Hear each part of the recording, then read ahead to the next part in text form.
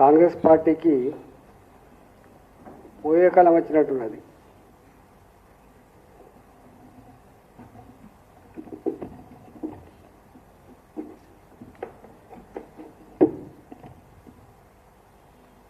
ప్రజాస్వామ్య చరిత్రలో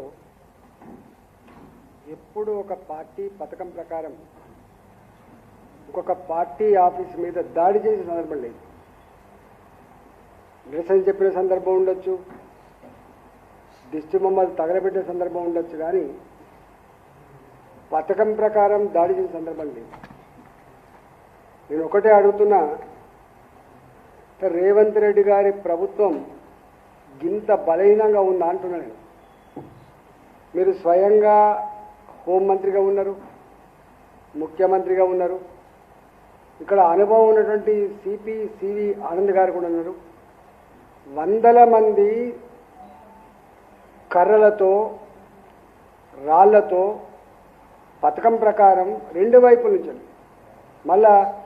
మళ్ళీ అటు ఇటు పారిపోకుండా ఉండేటువంటి దుర్మార్గమైన ఆలోచనతోటి మీరు దాడి చేసిందంటే అంటే మా భారతీయ జనతా పార్టీ కార్యకర్తల రక్తాన్ని కళ్ళ చూసే నీచాన్ని ఒడిగట్టడం కాదా అని చెప్పి అడుగుతున్నాను.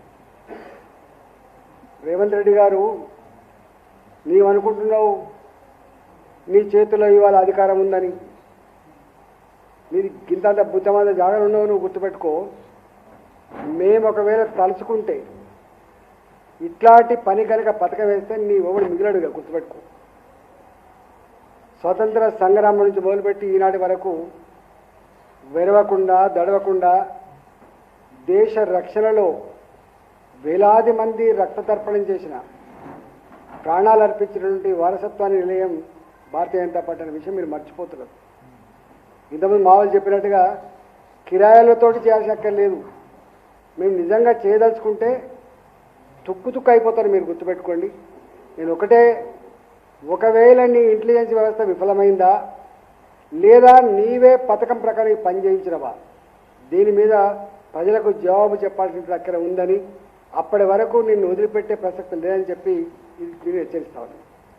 రెండవది, గతంలో అనేక 10 సంవత్సరాల కాలం పాటు మాటల పరమైనటువంటి, సిద్ధాంతపరమైనటువంటి, పరులపరమైనటువంటి చర్చ జరుగుతూ ఉంటుంది, విమర్శలు జరుగుతూ ఉంటాయి.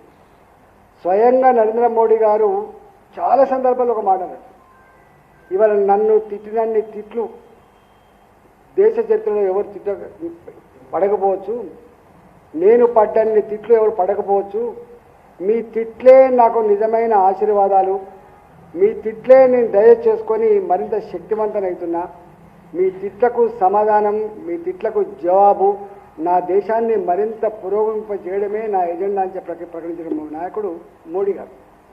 మ్యాచ్యూరిటీ లెవెల్స్ అంటే గట్టుంటాయి, పరిపక్వత ఉన్న నాయక నాయకుడు అంటే గట్టుంటాడు. కానీ ఇలా మాటల పరమైంది చేతగాకపోతే ఇట్లాంటి చిల్లర పని చేస్తుడు చిల్లర నాయకుడు అవుతారు తప్ప పెద్ద నాయకుడు కాడనే విషయం మీరు గుర్తుపెట్టుకోండి. అంటే మీకు ఆ దమ్ము లేదు, సత్తా లేదు, చెప్పుకునేటువంటి స్తోమత లేదు కాబట్టి పనిచేస్తుంది. అసలు కథ ఏంటంటే, తెలంగాణ రాష్ట్రంలో ప్రతి గడపల గిరినామా ముఖ్యమంత్రి అని చెప్పి ఇలా భావిస్తున్న సందర్భం. ఇది విఫలమైన ప్రభుత్వంగా అతి తక్కువ కాలంలోనే ఈ ప్రభుత్వం మీద సంపూర్ణమైన అవిశ్వాసాన్ని, నిరసన వ్యక్తం చేస్తున్న సందర్భంలో దీని నుంచి డైవర్ట్ చేయడం కోసం ఈ చిల్లర పని చేసినట్టుగా భావిస్తామని నంబర్ 1. నంబర్ 2 ఏంటంటే, అసలు ఢిల్లీలో ఉన్నటువంటి అధిష్టానానికి కూడా వీళ్ళ చేసే చర్యలు, వీళ్ళ చేష్టలన్నీ కూడా ఏవగింపుగా ఉన్నాయి. కాబట్టి చాలా వార్తల్లో వస్తున్నాయి, ఇంటర్వ్యూలో ఇవ్వలేకపోతున్నారు, కలవలేకపోతున్నారు, అపాయింట్మెంట్ ఇవ్వలేకపోతున్నారు. వాళ్ళ మెప్పు కోసం ఈ చిల్లర పని చేసి నువ్వు మెప్పు పొందే ప్రయత్నం చేస్తుండొచ్చు, కానీ మెప్పు అక్కడ పొందేమో కానీ ప్రజాస్వామ్య వ్యవస్థలో ప్రజల దృష్టిలో మాత్రం చిల్లరగాడిగా మిగిలిపోతావు అనే విషయాన్ని మీరు మర్చిపోవద్దు. నేను డిమాండ్ చేస్తున్నా, దీన్ని తీవ్రంగా ఖండించడమే కాకుండా, ఇవాళ పార్టీ ఆఫీస్ అంటే ముఖ్యమైన నాయకులందరూ ఉంటారు, నిన్న ఎవరైనా లేని కాబట్టి వేరే విషయం, కానీ ఒకవేళ మేమే ఉండి మళ్ళీ ప్రతిదాడి చేస్తే దీనికి ఎవడు బాధ్యత వహించాల్సి ఉంటుంది? ఇవాళ స్వయంగా మా పార్టీ రాష్ట్ర జనరల్ సెక్రటరీ కాసం వెంకటేశ్వర్లు, మా పార్టీ బీసీ అనుబంధ సంఘం, మా బీసీ మోర్చా రాష్ట్ర అధ్యక్షులు ఆనంద్ గారు ఉన్నారు. ఇలా మా ఎస్సీ మోర్చా నాయకులు నందు నందు నందు గారు ఉన్నది కదా, అనేక మంది కార్యకర్తలు దెబ్బలు తాకినాయి. మేము సంయమనం పాటించిన కాదు నడుస్తుంది బిడ్డ, లేకపోతే సంగతి ఏదో తెలుస్తుంటుంది. నేను ఒకటే, ప్రభుత్వం ఇవాళ పిసిసి అధ్యక్షుడు చెప్పింది కాబట్టి దీనికి సంపూర్ణమైన బాధ్యత ప్రభుత్వమే వహించాలని చెప్పి నేను కోరుతా ఉన్నా, డిమాండ్ చేస్తా ఉన్నా. క్షమాపణ చెప్పడమే కాకుండా అసలు దీని మీద వాళ్ళని సంపూర్ణంగా చర్య తీసుకోవడమే కాకుండా ఇంటెలిజెన్స్ ఫెయిల్యూర్గా అంగీకరించడమే కాకుండా ఇలాంటి వాటికి బహిరంగంగా క్షమాపణ చెప్తున్నాం, మేము మళ్ళీ ఇట్లా చోటు చేసుకోమని చెప్తేనే తప్ప, లేకపోతే నిన్ను ఎదుర్కోవడం, నేను నిలవరించడం మా భారతీయ జనతా పార్టీకి పెద్ద లెక్క కాదని చెప్పి నేను తెలియజేస్తా ఉన్నా. మొన్న ఎంత చిల్లర ఉంటుందంటే, అంటే ఏదైనా అడుక్కుంటప్పుడేమో బదులన్నట్టు అడుక్కుంటారు, మళ్ళీ బయటకు వచ్చేమో ఈరోళ్ళకి చదవమనే ప్రయత్నం చేస్తారు. ఈ రాష్ట్రంలో నరేంద్ర మోడీ గారు ప్రధానమంత్రి అయిన తర్వాత ఒక గొప్ప ఆశయంతో రాష్ట్రాలు అభివృద్ధి చెందకుండా దేశం అభివృద్ధి చెందలేదని, ఇవాళ రాష్ట్రాలలో ఏ ప్రభుత్వం అధికారం ఉందనేది ఇంపార్టెంట్ కాదు, నరేంద్ర మోడీ గారు కేంద్ర ప్రభుత్వం దేశానికి నాయకత్వం వహిస్తూ ఉంది. అది అరుణాచల్ ప్రదేశ్ కావచ్చు, అది గుజరాత్ కావచ్చు, అది జమ్మూ అండ్ కాశ్మీర్ కావచ్చు, అది తెలంగాణ కావచ్చు అనేటువంటి భావనలో ప్రభుత్వాలు ఏమున్నప్పటికీ కూడా సమగ్రమైన అభివృద్ధి ఎజెండాగా వారు ఇక్కడ ఆనాడు బీఆర్ఎస్ పార్టీ ఉన్నా, ఇవాళ కాంగ్రెస్ పార్టీ ఉన్నా కూడా రైల్వే టెర్మినల్ల కోసం చెర్లపల్లి రైల్వే టెర్మినల్ 415 కోట్లు, ఇవాళ 700 పైచిలకు కోట్లు సికింద్రాబాద్, 450 పై కోట్లు కాచిగూడ, 350 కోట్ల రూపాయల పైచిలకు నాంపల్లి, అంటే 2000 కోట్ల రూపాయలతో ఇవన్నీ భూమి పూజలు చేసుకొని చెర్లపల్లి కంప్లీట్ అయింది. చెర్లపల్లి రైల్వే స్టేషన్ టెర్మినల్ని ఇంత అంటే మొత్తం దేశ చరిత్రలోనే ఇట్లాంటి రైల్వే టెర్మినల్ మొట్టమొదటిసారిగా నిర్మాణం కాబట్టి తెలంగాణ గడ్డ మీద హైదరాబాద్లో ముఖ్యమంత్రి గారు ఇక్కడనే ఉంటారు, కానీ వర్చువల్గా పాల్గొంటా అని చెప్పి పాల్గొనలేదు.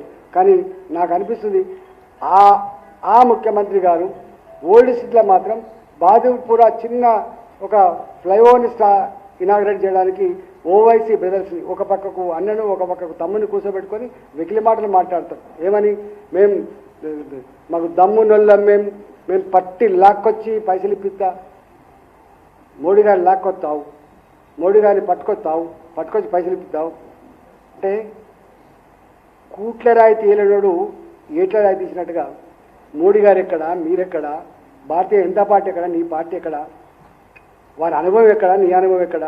మాట్లాడేటప్పుడు ఇట్లనే అంతకుముందు కూడా బీఆర్ఎస్ పార్టీకి ఇట్లే మాట్లాడింది. మోడీ ఏం ముఖం పెట్టుకొని తెలంగాణకు వస్తాడు, పోస్టర్లు వేసిండ్రు, ఏమైపోయింది చూసిండ్రు. ఇవాళ నీవు కూడా గదే పని చేస్తున్నావు, ఢిల్లీకి పోతావు, అపాయింట్మెంట్ అడుగుతావు, ఆ మంత్రి దగ్గరికి పోతావు, ఈ మంత్రి దగ్గరికి పోతావు, ఇది కావాలంటావు, అది కావాలంటావు, ఇక్కడికి వచ్చేమో ప్రగల్భాలు పలుకుతూ ఉంటావు, ఉత్తర కుమారి ప్రగల్భాలు పలుకుతున్నావు. ఇదంతా కూడా తెలంగాణ ప్రజల హృదయాల్లో రిజిస్టర్ అవుతూ ఉంది, మర్చిపోకు.